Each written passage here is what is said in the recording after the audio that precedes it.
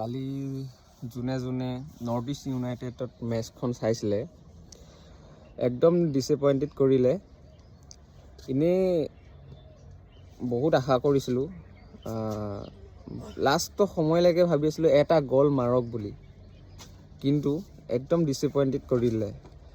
নিজৰ টিম হ'লেও কি হ'ব, জিতেন এমএছে যেতিয়ালৈ পাৰ্থিৱ গগৈলে গ'ল পাছ কৰিছে কিন্তু গ'ল দিব পৰা নাই।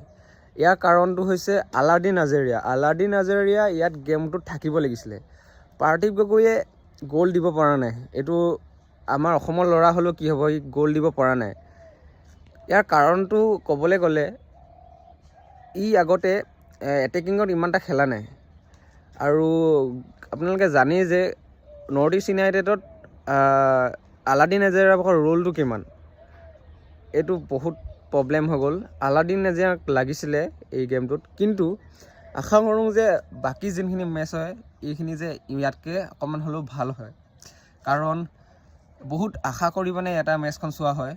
মই লাষ্টলৈকে ভাবি আছিলোঁ গ'ল এটা দিয়ক, গ'ল এটা। ইপিনে ইষ্ট বেংগলে তিনিটা গ'ল দি দিলে লাষ্টত, কিন্তু আমি কি কৰিছোঁ লাষ্টৰ সময়ত আমি ডিফেণ্ড কৰিছোঁ। ভাবক আমাৰ 0 কিন্তু ডিফেণ্ড কৰিছোঁ আমি।